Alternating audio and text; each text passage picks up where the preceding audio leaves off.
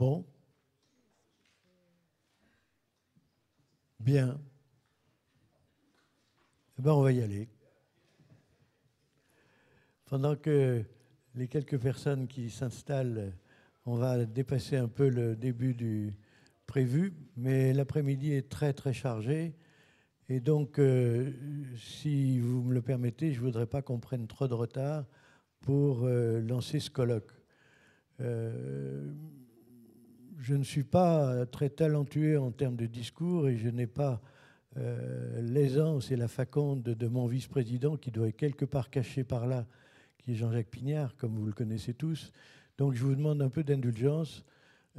Pour lancer ce colloque, je vais vous dire très simplement pourquoi nous nous sommes lancés dans cette aventure et quelle a été l'idée maîtresse de notre décision. Il se trouve que dans une vie antérieure, j'ai eu la responsabilité de conduire beaucoup d'événements promotionnels et stratégiques sur les destinées du Beaujolais dans le cadre de mes fonctions précédentes. Et quand je suis arrivé à l'Académie, j'ai fait une observation curieuse, c'est que cette académie s'appelait Académie du Beaujolais, pardon, de Villefranche et du Beaujolais. Et ce mot Beaujolais, pour moi, est totalement sacré. Et je trouvais que notre académie ne participait pas suffisamment à la valorisation de ce mot. Je m'en suis donc ouvert à mes collègues académiciens, ô combien plus savants et talentueux que moi, pour leur dire, ne croyez-vous pas que dans le cadre de nos activités de colloque, nous pourrions imaginer de faire un colloque sur le Beaujolais. Là, les visages se sont un peu crispés. Et j'ai fait tourner le petit vélo rapidement pour m'apercevoir que le mot Beaujolais, malheureusement, n'avait pas tout à fait l'image que je souhaitais. Et je me suis dit, on va avoir quelques difficultés. Donc, on a contourné l'opération et je leur ai proposé de s'intéresser à un homme mythique, fort peu connu d'ailleurs, à mon avis, qui est Victor Vermorel, qui avait cette double casquette d'être à la fois caladois, ça allait très bien pour l'Académie de Villefranche, et à la fois du Beaujolais, puisqu'il a travaillé énormément, et il a contribué énormément au développement du vignoble, à son entretien, etc. etc. D'où la nécessité de créer ce colloque sur Victor Vermorel. Et pour éviter de limiter cette réflexion ou cette découverte de ce personnage mythique exclusivement aux membres de l'Académie ou à quelques amis qui nous font le plaisir de venir régulièrement à nos conférences, l'un d'entre nous, je le cite au risque de le faire rougir, mais tant pis, qui s'appelle Guy Claudet, il doit être quelque part dans la salle, qui est la mémoire vivante du Beaujolais, pas du Beaujolais, pardon, de Victor Vermorel. Vous voyez, je bafouille, vraiment, je suis lamentable, excusez-moi.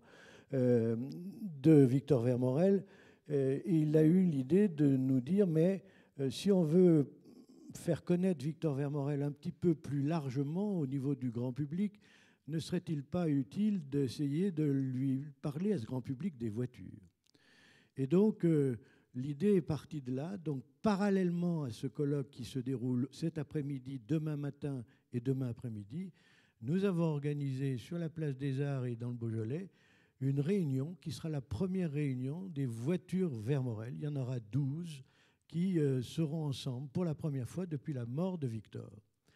Et c'est pour moi d'autant plus émouvant que, je le dis là aussi, je s'en flatterai aucune, mais on a la chance parmi nous d'avoir aujourd'hui 6 ou 7 membres directs de la famille Vermorel qui sont venus participer à ce colloque. Et ça, pour nous, c'est une chance extraordinaire parce que je crois, je parle sur leur contrôle, mais je crois que c'est la première fois aussi depuis très très très longtemps qu'un si grand nombre de membres de cette famille se retrouveront ensemble pendant ces quelques jours. Donc, voilà 2 événements qui, autour de la mémoire de ce personnage extraordinaire, eh bien, vont se réaliser sous nos yeux aujourd'hui et demain. La réunion d'une partie de cette famille encore vivante, il y a même un des membres de cette famille qui est venu aujourd'hui spécialement de Montevideo en Uruguay. Donc c'est quand même quelque chose d'assez étonnant. Et bien évidemment, tout ce colloque est mis par écrit. Donc demain soir, les actes, pour ceux qui les ont souscrits, seront distribués. Ceux qui ne les ont pas souscrits pourront les acquérir. Et ce soir, nous avons édité aussi un livre dans une collection que l'Académie a créée qui s'appelle les cahiers de l'Académie. Et le numéro 1 de ces cahiers, c'est celui sur les automobiles Vermorel, qui a été écrit sous la plume de Guy Claudet et qui sera distribué pour ceux qui ont souscrit ce soir dans la salle des échevins, qui pourront les récupérer. Et puis il y en aura probablement à vendre aussi ce week-end. Vous pourrez les récupérer, ceux qui y sont intéressés. Voilà. Je voulais simplement vous retracer un peu l'histoire de cette aventure que nous allons partager pendant ces 2 jours. Et je ne suis pas plus long. Et je passe tout de suite la parole à la présidente de séance, qui est notre confrère Simone Vogel-Gesang, qui va surveiller et animer tous les débats cet après-midi aux différents conférenciers qui vont se succéder, sachant qu'on se retrouve tous, du moins pour ceux qui pourront le faire, dans la salle qui est derrière l'écran, un peu plus loin, qui s'appelle la salle des échevins, à partir de 18h, 18h30, je crois, je ne sais plus bien l'heure, autour du verre de l'amitié que nous offrira le maire de Villefranche, M. Bernard Perru. Je vous souhaite une très, très bonne après-midi.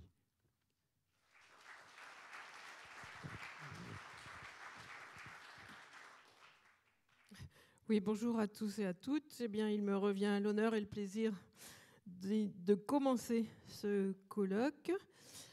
C'est une date, c'est un jour presque anniversaire, parce que vous le savez peut-être, Victor Vermorel est décédé un 13 octobre. Et aujourd'hui, nous sommes le 14.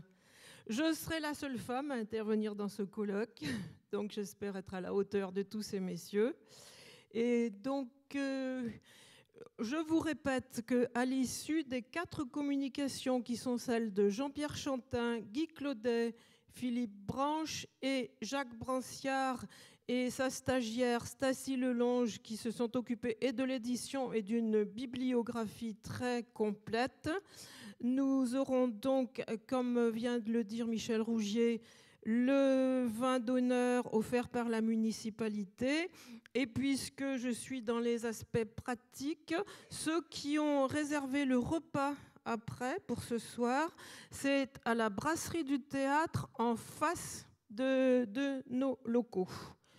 Donc, je pense qu'on va essayer d'être aussi rapide et efficace que possible. C'est dommage parce que ma seule intervention sera un peu une intervention de gendarme. Il faudra que je limite tous les conférenciers pour ne pas déborder sur un emploi du temps qui est très riche et très chargé. Donc, je pense qu'on va déjà laisser la parole à Jean-Pierre Chantin, qui va nous situer Victor Vermorel dans son époque. À toi, Jean-Pierre.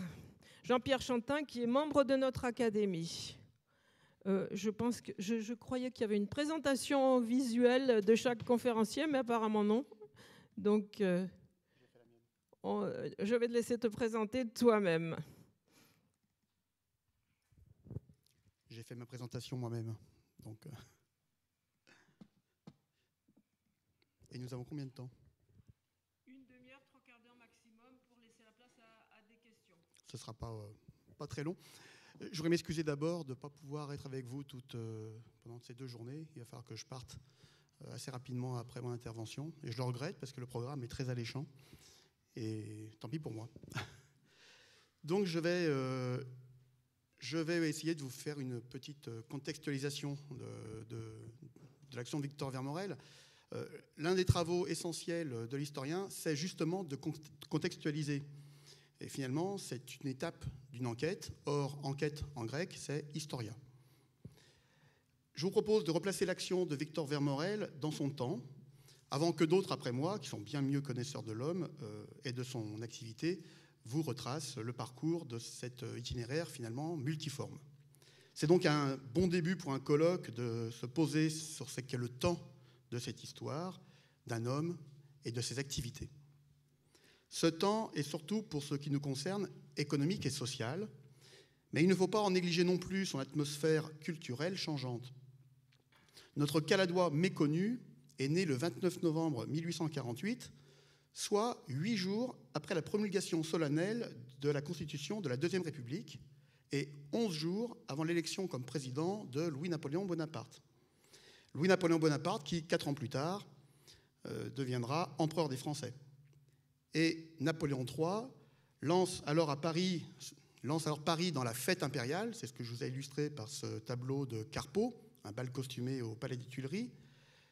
Une fête impériale qui est une succession de réceptions somptueuses dans des salons rénovés. Ici, le salon rénové des Tuileries. L'empereur, vous le voyez, est au centre. Une succession de réceptions qui deviennent le symbole de la prospérité du pays et qui permet à Napoléon III aussi de contrôler les élites traditionnelles. Vermorel fait sa fortune à la fin du siècle lors de ce que l'on appelle la Belle Époque, que vous avez ici, qui est marquée par des progrès sociaux, économiques et techniques, symbolisés par l'exposition universelle de 1889, dont l'emblème est la tour Eiffel, qui a été construite par les 2 ingénieurs de l'entreprise Eiffel. Dans cette exposition universelle, vous aviez une galerie des machines, que Huysmans a qualifiée de cathédrale du XIXe siècle, et aussi un palais de l'industrie, où apparaît la première fonction de manière théâtrale de l'électricité, ainsi qu'un théâtrophone et un chemin de fer. Donc vous voyez, on est vraiment dans la modernité triomphante. Et c'est le début de cette belle époque. Et Victor Vermorel se situe dans cet entre-deux-là, de la fête impériale à la belle époque.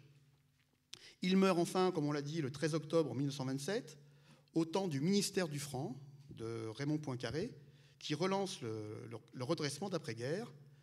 Et il meurt, fort heureusement pour lui, 2 ans avant le krach de Wall Street, que vous connaissez tous et qui provoque la crise mondiale. Donc, une vie qui paraît se situer dans la prospérité. On verra que c'est peut-être plus nuancé. Finalement, sa réussite s'inscrit entre ces moments de prospérité, des débuts du chemin de fer au développement de l'aviation, ou dit autrement, et pour parler de plus culturel, des opérettes, des airs joyeux d'Offenbach. Vous avez ici un journal de 1866, à gauche, jusqu'aux films qui mettent en scène Mistinguett. Et vous avez ici une caricature d'André Gide, de Charles Guémard, de 1927. Donc vous voyez, on est dans cet entre-deux-là. En fait, la conjoncture de la vie, pendant la vie de Victor Vermorel, est bien plus fluctuante qu'il n'y paraît. L'atelier du père de Victor Vermorel, que celui-ci reprend en 1870, a bénéficié des effets de la deuxième révolution industrielle. Je vous ai mis une carte des activités en Europe à cette époque-là. Deuxième révolution industrielle qui, à partir de 1860, voit se développer les usines, principalement les industries chimiques, mécaniques, sidérurgiques et, surtout pour notre région, textiles, ce qui profite à la cité caladoise, qui se spécialise alors dans la confection et la teinture. La prospérité vient de la découverte de mines d'or en Californie en 1848, puis en Australie, ce qui a provoqué une hausse des prix, l'enrichissement des entrepreneurs et la progression de la production et des échanges, notamment par le développement du chemin de fer. Je vous rappelle que le chemin de fer arrive à Villefranche en 1857. C'est le temps du grand capitalisme qui se développe et qui finance autant la grande industrie que les petites firmes. Dans notre région, le Crédit Lyonnais, par exemple, est fondé en 1863 par l'homme d'affaires François-Barthélemy Arlès-Dufour et par Henri Germain, qui est fils d'un négociant en soierie. C'est le temps où le travail familial des ruraux recule au profit des petits ateliers familiaux, comme celui du père de Vermorel,